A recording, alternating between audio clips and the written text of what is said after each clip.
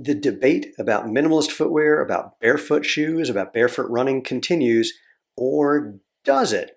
We're going to take a look at that in today's episode of the Movement, the podcast for people who want to know the truth about what it takes to have a happy, healthy, strong body. Starting feet first, those things are your foundation after all. We break down the propaganda, the mythology, the lies, and in this case, some other debating issues about what it takes to run or walk or hike or play or do yoga or CrossFit, whatever it is you like to do, and to do that enjoyably, efficiently, effectively. And did I mention enjoyably? I know I did. It's a trick question because look, if you're not having fun, do something different so you are. You won't keep it up anyway if it isn't a good time. I'm Stephen Sashin from XeroShoes.com, your host of the Movement podcast, and we call it the Movement because we, that's you and me and everyone else who's listening and involved in what I'm about to talk about, we are creating a movement about natural movement, helping people rediscover that letting your body do what's natural, letting it move and bend and flex and things like the way it was designed is the obvious, better, healthy choice, the same way natural food is. And the movement part is easy. There's nothing special you have to do. You can go to www.jointhemovementmovement.com. There's no membership. All that means is that you share this information with people, that you imbibe it yourself, that you enjoy it, and pass it on. So like and share, give us a thumbs up, leave reviews and comments.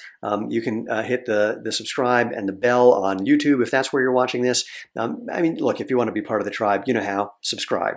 So what we're looking at here is a Washington Post article, and you can see it's time to rethink cushion footwear for kids and seniors, this minimalist shoe advocate says. There's actually two minimalist shoe advocates in this article. But before we dive into the article, I need to highlight the fundamental problem with this whole debate about minimalist footwear. And that is that what's normally presented is research and then opinions and straw man arguments, and I'll explain what that is in a second, and personal experience that's extrapolating to all people in ways that aren't really relevant. A straw man, by the way, is where you set up a fake person and argue with that fake person. So, somebody makes a point, A plus B equals C, and then you say, I disagree that D plus Q equals 14. It's like no one ever said that. But if you do it just right, it sounds like these are opposing points when in fact they're not. So let's dive into this article and have a little bit of fun. Okay, so. Remember the maximalist versus minimalist running shoe debate? Irene Davis is trying to bring that back. Okay, let's pause there. There was actually never a maximalist versus minimalist running shoe debate, really, because the minimalist thing had its own heyday. Then the maximalist thing came on the heels, pun intended, of that. And the real debate was not about the two of those. Although it's interesting that there was conversations about that are going to be referenced later on in this article that you'll see where that lands. So Davis gained acclaim for her role in the Harvard research team behind the rise of barefoot running 12 years ago. The swift arrival of barefoot or minimalist running was only rivaled by its rapid decline. Let's stop there. Complete nonsense. There was a rapid rise, that's true, but the way people think about it is as if it did this, went up, and then came back down a giant hill. Not the case. It went up really quickly. The only thing that changed is the angle of its continued growth. All of those of us who've been making minimalist footwear in the last 12 years have never seen our sales decrease. Our sales continue to increase year after year after year after year. What happened was sales in stores decreased because the companies that were making most of these shoes, the big shoe companies, and we'll talk about whether they were making real minimalist shoes or not in a minute, they stopped making them, so stores couldn't sell them, so customers couldn't buy them, so the report said people weren't interested. But for those of us who were selling direct to consumer, never a steep decline. All right, this next thing. After injuries increased, pause right there. So, what people never talk about when they talk about barefoot running injuries is the fact that shod runners get injured all the time. 50% of runners, 80% of marathoners get injured every year. The rate did not go up because people took off their shoes. But even if they did, we'll talk about what those injuries may have been. But again, that no one ever compared the injury rates in regular runners versus the injury rates in barefoot runners, nor did they emphasize the important thing about what might be causing the injuries, which is about form, not footwear, to a certain extent. And so the studies that came out about injuries increasing didn't analyze running form. And what they called injuries, very different from what they called injuries in shod runners. Shod runners get plantar fasciitis. They get stress fractures. They get Achilles tendonitis. They get patellar tendonitis. They get hip pain, back pain, knee pain. Some of the injuries that were attributed to people running barefoot were things like calf pain, mild Achilles tendonitis, some edema, a little bit of swelling in the tissues, which happens when you use them. Like if I just did bicep curls, I'd have edema in my arm. Some of it was microfractures in the metatarsals, which is what happens when you put stress on a bone and it gets little microfractures that when it heals, makes it stronger. But also, again, those little microfractures, they were about form, not footwear. We can talk about that later probably. And then lawsuits punished claims of injury reduction. Actually, not the case at all. So the only lawsuit was the class action lawsuit against Vibram, the guys who made Five Fingers, because they made a claim that wearing those shoes would strengthen your feet. The only reason they didn't have a scientific study backing that claim is a researcher who was doing other research on those shoes said, why bother doing research about whether these things strengthen your feet? We know they will because they let your feet be used more. Plus, there was research on the Nike Free, an actual shoe, that showed that wearing that shoe made your feet stronger.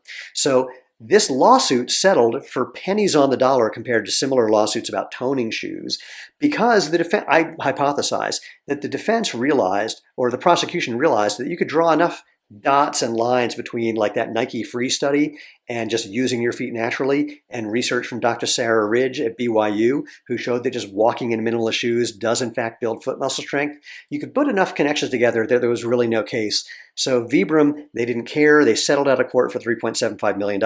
No admission of guilt, no admission that they did anything wrong, nor was there any from the prosecution, any claim about that either. So the whole lawsuit completely misrepresented, just like it was here. Okay, so minimalism lost that round. Again, based on what? Not based on the sales that we've seen, not based on people's experience.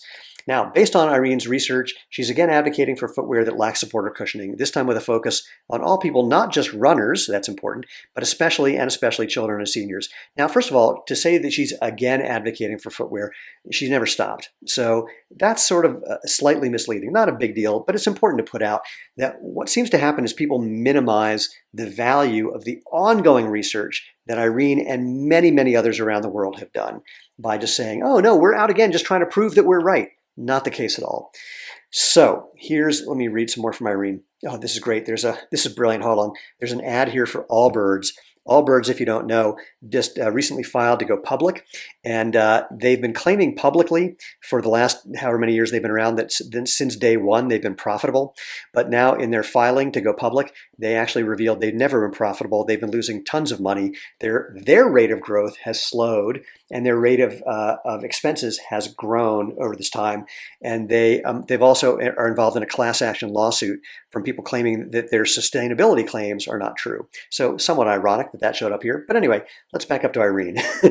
Irene says, we need to get this message out about what we're doing to our feet. I don't think that our feet were designed or adapted to be supported or cushioned all the time. That's a really important phrase. Let's harp on this one all the time. We're going to come back to that in a second. She believes that 60 years of footwear modernization shouldn't outweigh 2 million years of evolution. Minimal footwear is where she came from, we said. It's true. Footwear up until about 1970 was just basically something thin to protect your feet and something to hold that protection on your feet. And if you were somewhere cold, something to protect you from the cold. That's it. Minimalist footwear is not the intervention. The modern athletic shoe is the intervention. And ask them for the demonstration, for the proof of how they improve performance and reduce injury, and you won't find it. It just isn't there. 50% of runners get injured every year. 80% of marathoners get injured every year. And even here's a fun one. Nike put out a study about a year and a half ago originally, and then they put it out again about 6 months ago, about a new shoe they developed designed to reduce injury, as if any shoe was ever designed to increase injury. But that's not important. They compared their new shoe to their best-selling padded, motion-controlled, elevated heel, arch-supporting shoe. And the way they positioned the article, the results, was that there was a 52% reduction in injury in the new shoe. Sounds great. It's true. But when you look at the numbers, the story is a little more interesting. In the 12-week study, in their best-selling motion-controlled shoe, over 30% of the people got injured. In their new shoe, only 15%. 15% is about 1 out of 7. That over 30%, let's call that 2 out of 7, so we can use 7 days in a week. So I can ask you, which restaurant would you like me to take you to every night this week? The one where you'll get food poisoning on average twice, or the one where you'll most likely only get it once? Of course, the answer is neither. And the other question to Nike would be, if that shoe's so much better, why are you still making this other one? Why isn't everything just like this one? And even more, why was that shoe better? And the answer is because they took out most of the protective features in the shoe. They made it more minimalist. So let's move on. Irene believes it's especially important to remember in the case of children that we grew up minimalist. Her new research suggests that bracing and supporting young feet with orthotics or cushioned shoes doesn't allow the foot to develop normally, with weaker muscles and a lower arch the result. Okay? Very interesting. But again, it just kind of makes sense. If you don't let a joint move, the muscles and tendons and ligaments around that joint get weaker. You put your arm in a cast, it doesn't come out stronger, it comes out weaker. She's just saying you do that to kids, that weakness becomes problematic. According to Irene Davis's earlier research, years of running barefoot or in minimalist footwear, as with African runners cited in the book that popularized the choice, Born to Run, builds up the resiliency of the calf and foot muscles, Achilles tendon, and bones of the feet that bear the load of running style. Jay Dicharry, who's another wonderful advocate, we know tissues adapt to load and the environment they're in, says Jay. He's a physical therapist and running injury expert. If you put them in less shoes, they tend to adapt and become stiffer and stronger. Dicharry has kept his own children in light, flexible footwear for that reason. If you give your kids that gift now, he says, when they're our age, we won't be having this conversation. This is something Irene Davis said to me years ago. If we just got kids in truly minimalist footwear, in 20 years, we wouldn't be treating adults for the billions of dollars of problems they currently have. Now, here's my favorite thing. However, Stewart Morrison, an expert in pediatric foot development at the University of Brighton in England, isn't so sure. So, you're about to hear a straw man argument. And it's interesting because it's subtle. So, walk with me through this. The interaction, he says, between the child and their environment is complex, and studies often reduce development to a single variable. I'm not sure that this study does, and in fact, he didn't say that this study does that. He just say studies often do that, but he's not necessarily talking about this study. This is misleading, reducing development to a single variable, and there are more prominent influencing factors. For instance, says Morrison, I think genetics do play a considerable factor in determining foot shape, as supported by the evidence linking genetic predisposition to some foot deformities. No one was talking about deformities. That's the straw man. No one was saying that genetics aren't a factor in foot shape. That's the straw man. We know that arch height is predominantly genetic, but arch strength impacts arch height. Weaker arch muscles reduce the height of the arch. Stronger arch muscles can make you have a higher arch. But you're never going to go from a flat-footed person, like me, I had comedy-level flat feet my whole life, to having a super high arch just by strengthening your feet because of the genetic component. So this is a straw man. He's not actually criticizing Irene's argument at all. And yet this article includes it as if it's a valid argument against Irene's point and against Jay's point. It's not. Straw man. Okay? Let's move on. Now, here's where it gets funny. Indeed, the debate is not really about whether walking barefoot or wearing minimalist shoes strengthen the feet. Most experts readily agree that it does. Well, that was the point that Irene and Jay made. So why are you putting this thing from Stewart in there that has nothing to do with the critical point? Because they want it to be fair and balanced instead of reporting something valuable for human beings to learn without undermining it with straw man arguments. Okay, now here's where it does say something undeniably true. The issue is that no one can say yet what improved foot strength means for future orthopedic health. Though Davis and her research team believe that putting children in incorrectly footwear can lead to a whole slew of future problems, notably deformities such as flat feet and bunions, there aren't longitudinal research studies to reinforce that claim. Undeniable. Now, the more interesting point would have been, something about what it's going to take to do a 40-year-long study or 20-year-long study to demonstrate this, whether it's true or false, to find out the truth about this once and for all. But again, if you just use a little logic, it seems likely to be the case. And what's needed is research to prove it, not there aren't studies to reinforce the claim. Subtle but really important difference in the way you frame that. Nor are there studies that minimalist shoes prevent injuries. Now, we'll come back to this. Despite that, Davis sees the argument this way. A logical approach is, if you take the support away, the feet get stronger. Adding support makes the feet weaker. There's research behind both of those. Weaker feet tend to be associated with more pathology like plantar fasciitis.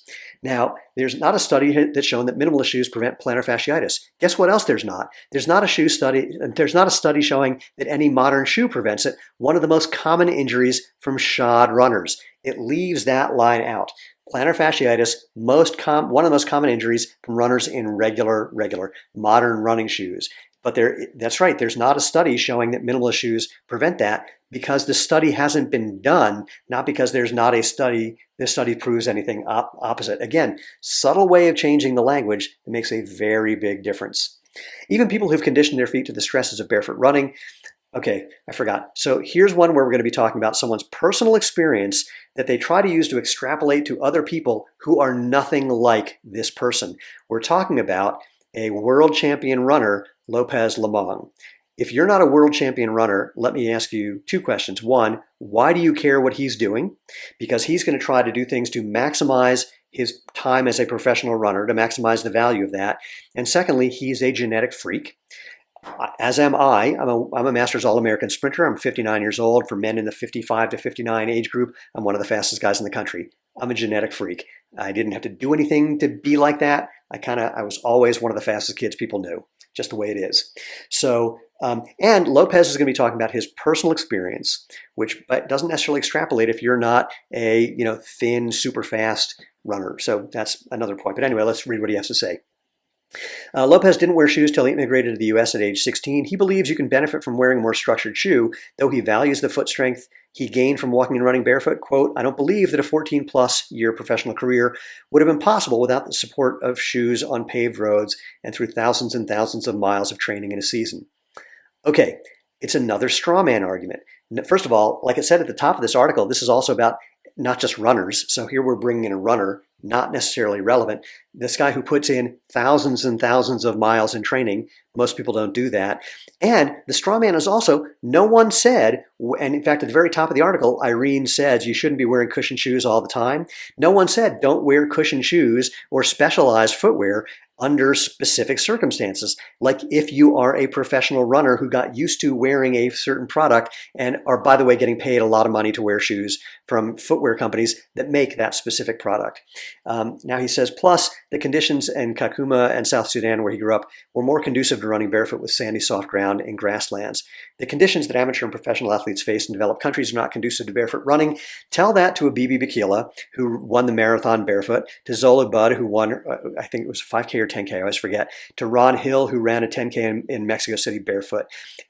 Tell it to the tens of thousands of runners that we know in Xero shoes and barefoot who are totally fine on roads and trails in bare feet. This idea that we evolved to run on soft ground and sandy surfaces and not hard ground, completely not true. It's a naturalistic fallacy. So, and even if we evolved to run in one condition, that doesn't mean we're not able to run in other conditions that we didn't evolve in. I'm a former All-American gymnast. We didn't evolve to do double twisting, double backflips, but guess what? We can do them. Not everybody, of course, if you train to do them. And that raises the same point. As someone who could do something like that, that doesn't mean if I do it, that doesn't mean you can emulate me. You might not be the kind of person who can do it. You might not be the kind of person who can run like Lopez. So listening to him, you got to put a grain of salt in there. Part of the problem, backing up the article, with the initial foray into barefoot running was this very issue. The science made sense, but its application was less sure-footed. Again, in large part because A, the big shoe companies were terrified that once the idea of barefoot running took off, people were never going to wear another running shoe again. So they were putting out articles that were saying, never run barefoot. You're going to step on hypodermic needles and get Ebola and your kids won't get into college and your mortgage rate's going to go up. It was insane. And the application was less sure-footed. Again, if you look at the people who made a transition to natural movement and minimalist footwear or barefoot running, they would argue with that vociferously. Thank you, SAT prep course. Quote, when minimalism came around, its big flaw, this is from, by the way, this is from Jeff Dengate, the editor-in-chief of Runner's World, and there's so much to unpack in what I'm about to read here. When minimalism came around the first time, let's pause there. No, the first time minimalism came around was with the advent of footwear. The earliest known archaeological find for a piece of footwear is roughly 10,000 years old. It was a sagebrush sandal found in Oregon, and it looked a lot like our Genesis sandal, actually. And footwear for the first 99.95% of human history, the first 9,950 years that we know of humans wearing footwear, it was just something to protect your foot, something to hold that protection on your foot, and if you lived somewhere cold, something to insulate your feet a little bit. That's it. So When the minimalism first came around, this is actually the second time. The intervention was the modern athletic shoe. So we should be talking about that. It says when minimalism came around, the big promise was that if you went to a minimalist shoe and ran in your forefoot, you wouldn't get injured. Correct me if I'm wrong, but isn't that basically the promise that running shoe companies keep making over and over and over and over and over, that with their new padding and cushioning and motion control and arch support, you'll run better, faster, and with fewer injuries, despite the fact that that's not what happened? So it was shoe companies making the same promise. But more importantly, no minimalist shoe company ever made the promise that if you just switched to your shoes, you wouldn't get injured. Never happened. What we talk about is that if you switch to minimalist footwear, you can't have the form that you have in traditional modern footwear with padded, elevated heels, motion control, and arch support. In other words, most runners in those shoes, they overstride, which is landing with your feet too far in front of your body, so you're putting the brakes on every time you land, and they heel strike with a relatively straight leg, with their ankle in front of their knee, which research from Harvard's Daniel Lieberman shows puts a rapid force spike through your joints instead of using your muscles, ligaments, and tendons the way they're supposed to as springs, shock absorbers, and protectors from your joint. So the first thing is that it's not just about putting on the shoes, it's about the form, because when you run either barefoot or in a truly minimalist shoe, overstriding and heel striking, you just can't do it because it hurts. And so what you tend to do is adapt to getting your feet more underneath your body, using those muscles, ligaments, and tendons, and using the structure in your feet, including your arch, to support you. So then on this next line, if you went to a minimal shoe and ran in your forefoot, you wouldn't get injured. So what I saw many people do is they switched to a minimalist shoe, which, by the way, we got to back up to this. When the minimalist thing kicked in, the big shoe companies were at first again terrified that no one would ever wear their shoes. So they made what they called minimalist or barefoot shoes. Research from Irene Davis breaks up shoes into two categories: minimalist and partial minimalist. I interviewed her on my podcast, and I asked her if she was being politically correct and if it would have been okay to say true minimalist and fake minimalist. She didn't disagree. Let's just leave it at that for now. The quote fake minimalist shoes that she researched are worse for you than either barefoot or padded motion controlled shoes. Why?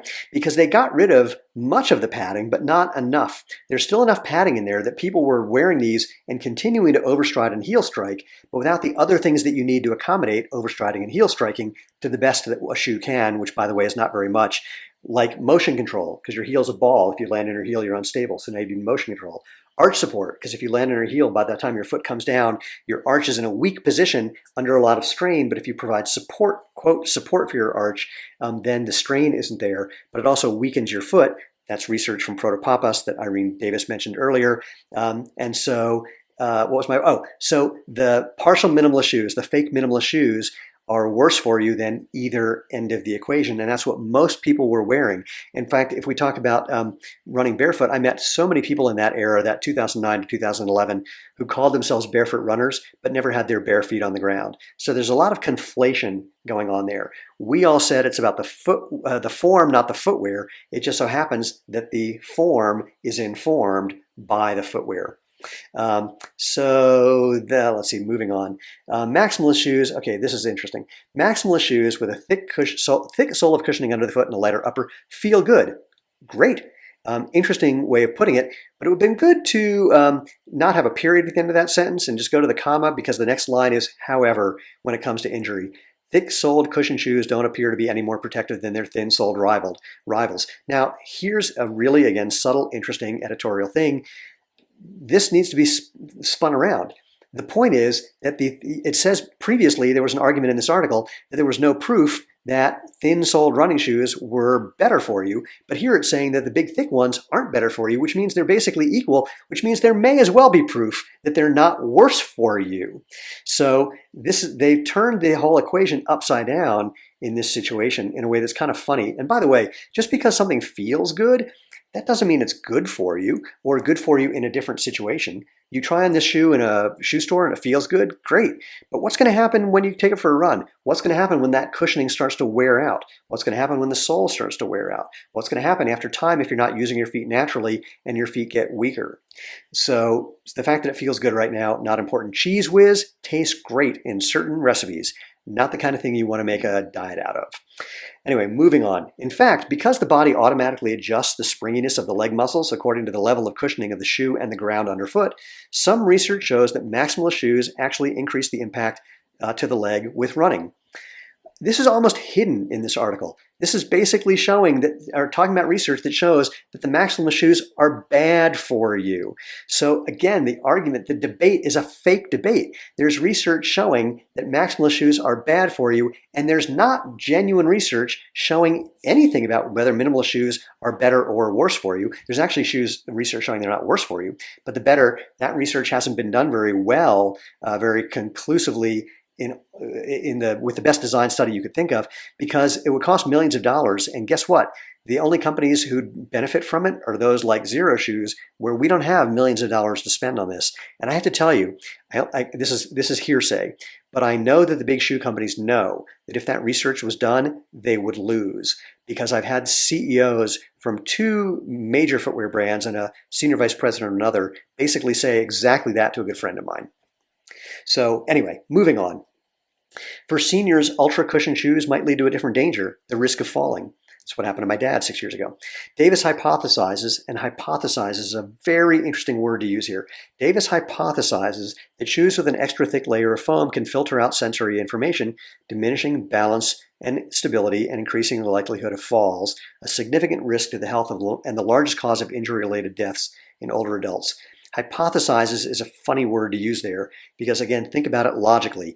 It's the princess and the pea. The more stuff, except that princess could feel the pea no matter how many layers of things you put between her and the pea.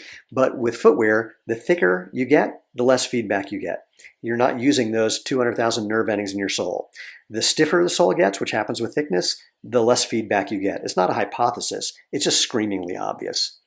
Anyway, Dicharry agrees. Cushioned, high off the ground, maximalist shoes mute the feedback you'd normally get between transitions and surfaces, especially those that are hard to distinguish visually, such as the transition from a wood floor to a beige carpet, and that's when falls can happen. What's more, he emphasizes, such shoes are inherently unstable.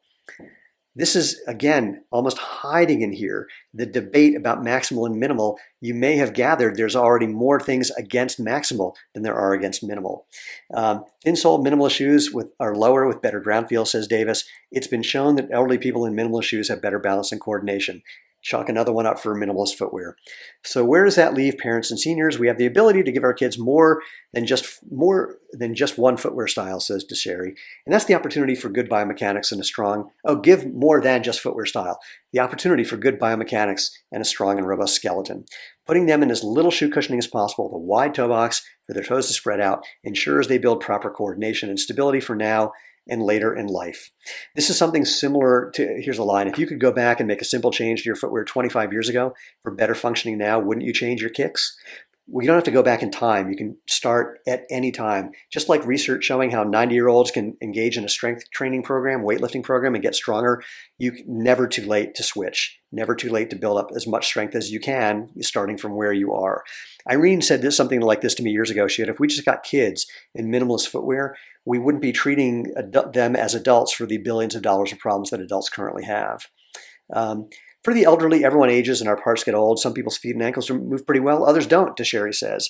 If you can't move properly because of a stiff joint, you may need some specific footwear to assist in proper movement. That can include a heel lift, wider versus narrower shoe, etc., or more or less of a rocker sole. So this is a really interesting point. No one is, again, claiming that there's one thing for every person. In fact, it's what it says next. That's why Dicharry believes we can't say everyone over 65 must be in this one shoe. We're the same thing for kids, really. We're not saying everything. If you have a genetic deformity or a physical deformity for some reason, or there's some other reason that you need a specific intervention, do it. But what we're talking about is most people in most situations, and that gets overlooked. This is another thing to close this article by kind of getting into this idea about problematic situations where you would need another shoe. It's leaving a bad taste in people's mouth. And the reason that's important is there's interesting psychological research that shows that the last thing that you hear, the last thing that you learn, the last thing you experience influences the way you think about everything before that. If you have a crappy last day of a vacation, the whole vacation is going to feel bad in your mind, even if the first few days were great. Conversely, you can have some crappy vacation days, and if the last one's great, you'll remember the vacation as being better than the average of those crappy days plus one good day. So that's somewhat unpleasant to leave it off this way. Jay says, we can't say everyone over 65 must be in this one shoe, but because of fall risk, it's critical that the elderly have some ground feel, that awareness and sensation of what's underfoot. We want to make walking more comfortable and safer because the reality is we want seniors to stay active. So kind of a weak ending to the quote debate, where I think if we go back and tally it up, minimal won in this situation with, again, a straw man argument, a personal argument, I don't remember the rest of them, some misrepresenting of reality, and put all that together and, again, chalk one up for minimalism. Thank you, Jay Dicharry and Irene Davis, for contributing not only to this article, but to the growing body of evidence about how natural movement is the better, obvious, healthy choice, the way we currently think of natural food. I can't wait to hear your comments. By the way, for those of you who are going to comment and tell me I have a case of cranial rectal reorientation syndrome, aka I have my head up my butt, please don't just give me your opinion. Show me the research. Show me why you believe what you believe, not just that you believe it. And then we can have a conversation. Because, by the way, some of the research, quote, against natural movement, against barefoot, you got to look at it really closely. And even more, sometimes you have to dive way deeper than what's printed. For example, there's research that someone quoted to me not too long ago that was about how people switching to Vibram five-finger shoes got injured. And what was fascinating is if you look more carefully, the injuries were a whole different set of injuries between barefoot versus shod. I think I might have mentioned this before. The barefoot injuries were things that are actually adaptations to stress that can make you better, like a little bit of edema, a little bit of swelling, which happens when you stress your muscles, ligaments, and tendons. If you do bicep curls, you get edema, you get swelling, you get a pump that lasts for a little while. You can get stress fractures or micro fractures in your bones when you put them under stress. That's the thing that initiates healing that makes your bones stronger over time. So I had a DEXA scan. It's a low dose x-ray basically of my whole body. My bone density from being a sprinter from the hips down, like rocks. That repeated impact is what builds bone density. So they didn't show the long-term implications of the edema and the microfractures. There was a study that said the VO2 max was better in runners in padded shoes than running barefoot, which is interesting because it's a straw man argument. No barefoot runner ever said your VO2 max was better when you're running barefoot. Besides, the barefoot runners in the study, this is where you'd have to call and find out about the study. I said to the person who ran that study, I know the barefoot runners in town. I'm one of them. And neither I nor anyone I know was in your lab for this study. So I know the people that you studied, they're runners who do some barefoot training, not habitual barefoot runners. So not surprisingly, they're doing something a little unusual for them. And so it's going to, with a new movement pattern, that's going to probably increase or decrease their VO2 max. So, but again, no one actually ever said running barefoot would improve your VO2 max. And more importantly, something this same researcher conceded later when he did research on these new Maximalist shoes, VO2 max doesn't equate to performance. Maybe a correlation, but it's not like whoever has the best VO2 max wins. Otherwise, we'd line people up at the start of a race, we'd test their VO2 max and give out awards. That's not what we do. So why are we studying VO2 max? It's not really that important. So you need to dive into the research more carefully. And I've done that over the last 12 years. Many people who try to criticize some of my arguments here have not. And that's cool, but let's just try to have an argument about things more than just individual opinions, because as humans, we like to extrapolate from our own experience. First, we like to come up with beliefs to justify our experience, and then we like to assume that what we experience is true for everybody else, and probably not the case. I like to refer people to xeroshoes.com/reviews to read the, I think by now, almost or even over 40,000 reviews with an average rating of 4.8. And these are not solicited, they're not edited. So this is people's actual experience when they switch to Xero shoes. And it's hard, I don't say that anecdotal information equals scientific data, but it is a data point, and you can't ignore when you have that much anecdotal information from people. So anyway, I hope this article was interesting to you. I hope the conversation about it was useful for you. I can't wait to hear your comments. You can leave them at all the different places that you'll find this podcast. And if you have any recommendations, people you want to be on the podcast for when I have conversations with people rather than just ranting, or any other requests, drop an email to me, move@jointhemovementmovement.com. Again, go to the website, jointhemovementmovement.com, to find previous episodes and all the different ways you can engage with the podcast or with us on Instagram and Facebook and YouTube, et cetera, et cetera. And most importantly, regardless of what shoe you're wearing, regardless about what you think about what I just said, go out, have fun, and live life feet first.